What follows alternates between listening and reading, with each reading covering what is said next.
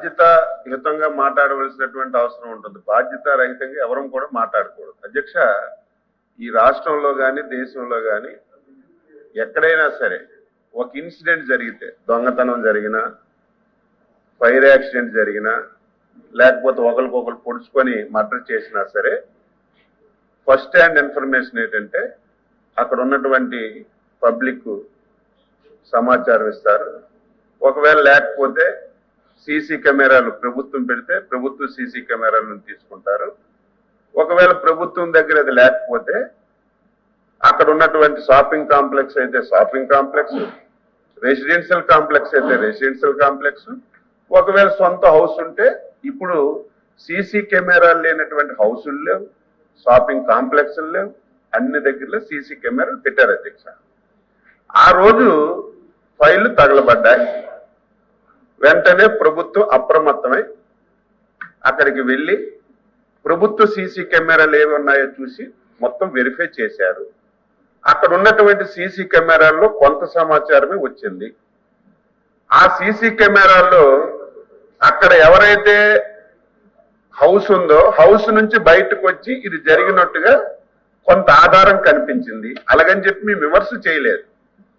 మా ఆఫీసర్స్ ఒక లేఖ రాసి మా దగ్గర కొంతే సమాచారం ఉంది, మీ దగ్గర కూడా సీసీ కెమెరాలు ఉన్నాయి, మీ దగ్గర ఇన్ఫర్మేషన్ మాకు ఇవ్వండి అని 3-4 సార్లు అడిగితే బాధ్యత కలిగినటువంటి వ్యక్తులైతే, కనీసం ఇన్సిడెంట్ జరిగినప్పుడు అక్కడ ఏం జరిగిందో బయటికి చెప్పాలని ఆలోచన ఉన్నటువంటి వ్యక్తులైతే, ఇగో మా దగ్గర కూడా ఈ సమాచారం ఉంది, దీన్ని కూడా మీరు తీసుకొని 2 క్లబ్స్ చేసి ఎవడు తప్పు చేశాడో వాడిని శిక్షించండి అని చెప్పాలి అధ్యక్ష. కానీ బాధ్యత రాహిత్యంగా ఇవ్వకుండా మళ్ళీ ఎదురుదాడు అధ్యక్ష.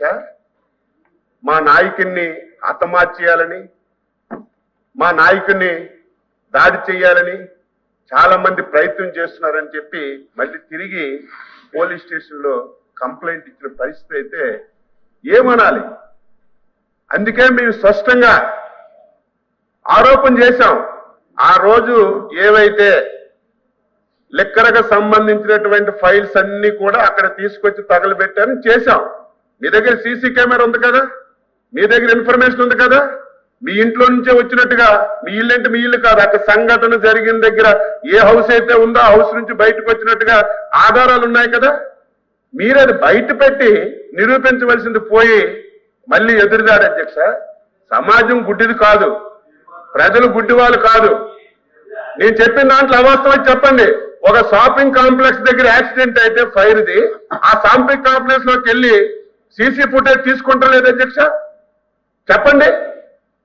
ఇది ఎక్కడైనా దేశంలో అన్ని దగ్గర జరుగుతుంది, ప్రపంచంలో జరుగుతుంది. ఇప్పుడు ప్రభుత్వాలు ఏం చేశాయి? ప్రైవేట్ అయినా సొంతమైనా గవర్నమెంట్ అయినా కంపల్సరీగా సీసీ కెమెరాలు పెట్టాలని ఒక నిర్ణయం తీసుకొని సీసీ కెమెరాలు పెట్టిస్తుంటే ఇది రూలుకు వ్యతిరేకం, సభలో తప్పు మాట్లాడుతుంది. స్టాండ్ అయ్యాం. ఇప్పుడు కూడా అడుగుతున్నాం మీ ద్వారా, లేకపోతే మా చైర్మన్ గారి ద్వారా అడుగుతున్నాం ఆయనకి. ఆ రోజు జరిగిన సంఘటన డేట్ తో సహా మా గుంటూరు ఎస్పీ గారు 4 సార్లు లేఖలు రాశారు.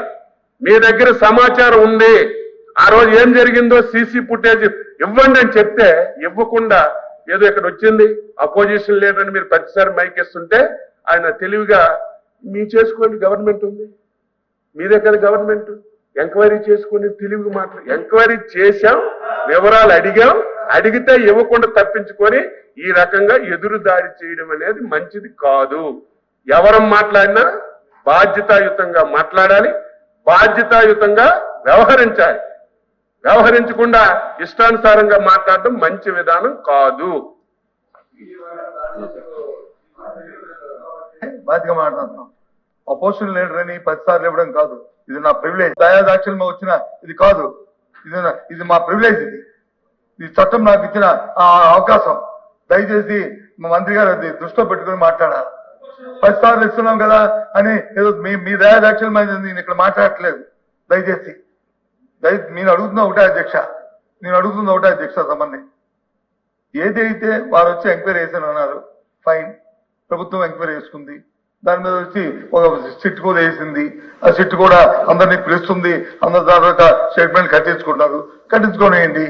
కానీ ఏదైతే మీరు అడుగుతుందో ఆ ఇంట్లో చెత్త కాల్చుకున్నారు, చెత్త కాల్చుకున్న ఆ పరిస్థితి ఫుటేజ్ ఎమ్మెల్యేని ఆయన ఇవ్వలేదంటే దానికి అర్థం ఏంటి? ఎంక్వైరీ అవుతుంది కదా. దాన్ని సభలో వచ్చి ఆ తాడేపల్లి ప్యాలెస్ అనే ఆ వర్డ్ అని అది కరెక్ట్ కాదు కదా. అది ప్యాలెస్ అందరికీ ఉన్నాయి, తాడేపల్లి ప్యాలెస్ ఉన్నాయి, లేకపోతే హైదరాబాద్ లో వచ్చి ప్యాలెస్ ఉన్నాయి, లేకపోతే మా విజయనగర్ లో మాకు ప్యాలెస్ ఉంది, మీకు మీ ఊర్లో మీకు ప్యాలెస్ ఉంది, అందరికీ ప్యాలెస్ ఉన్నాయి. అది కాదు కదా. అది మనం మాట్లాడుకున్నప్పుడు ఒకసారి పద్ధతిలో మాట్లాడుకోవాలి. చట్టంగా చేసుకెళ్ళిపోద్ది. ఎవరు చట్టాన్ని ఎవరు వ్యతిరేకించలేము. దయచేసి నేను ఆ విషయం గురించి మాట్లాడాను తప్ప 10 సార్లు అవకాశం వస్తుంది లేచిపోయి 10 సార్లు పోయితేది నేను దాని గురించి మాట్లాడలేదు. అధ్యక్ష, దయచేసి మంత్రి గారు మళ్ళీ దీన్ని పొడిగించొద్దు. నేను నా రిక్వెస్ట్ వచ్చి నేనే మాట్లాడింది, మరి మీరేంటి మాట కదా, మీరు మాట్లాడిందే కదా. నేనేమే కించపరిచారా? మాట్లాడారు మీరు నన్ను కించపరిచి నేనేమి ఎవరిని కించపరిచి మాట్లాడలేదు. నేను ఎవరిని కూడా వ్యక్తిగతంగా కించపరిచి మాట్లాడలేదు. ఏ వ్యక్తిత్వాలకు చులకం చేసి మాట్లాడలేదు. ఏ వ్యక్తుల్ని చులకం చేసి మాట్లాడలేదు సభలో. కానీ వారు మాట్లాడే మాట నేను సమాధానం చెప్పాను తప్ప నేనేం చెప్పట్లేదు. దయచేసి నా సంబంధం లేని విషయం అది. మీ ఎంక్వైరీ చదువుతుంది కాబట్టి ఎంక్వైరీలు నిజాలు బయటకు వస్తాయి. దాన్ని మాత్రం నేను రికార్డులో తొలగించమని మీ ద్వారా మిమ్మల్ని కోరుతున్నాను. నేను అపోజిషన్ లీడర్ గారికి మీరు దయాదాటి నేను అనలేదు. మీకు ఆ హక్కు ఉంది, మీకు ఇస్తున్నారు. ఇచ్చేటప్పుడు కరెక్ట్ గా మాట్లాడాలని సూచన చేశాను. అధ్యక్ష ఇప్పుడు కూడా ఒక బాధ్యతాయుతమైనటువంటి వ్యక్తి అయితే ఒక సంఘటన జరిగిందా లేదా అక్కడ మీరు పోలీస్ స్టేషన్కి వెళ్ళి మా లీడర్ తాలూకా ఇంటి ముందు ఫైర్ అయింది, మా లీడర్ కి చాలా ప్రమాదం ఉంది, రక్షణ కల్పించండి అని మీరు కంప్లైంట్ ఇచ్చారో లేదు చెప్పండి.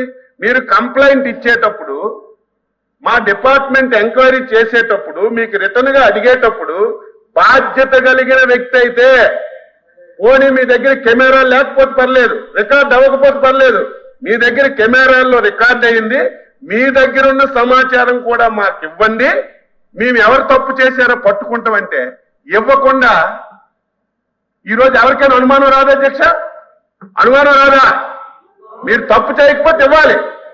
మీరు తప్పు చేయకపోతే నిజంగా ఎవరైనా కావాలని చేసుంటే మీ దగ్గర ఉన్న ఇన్ఫర్మేషన్ ఇస్తే 2 నిమిషాలు పట్టు. అదే చెప్పాను నేనేం తప్పు మాట్లాడలేదు, అదే చెప్పాను, జరిగిన సంఘటనే చెప్పాను నేను.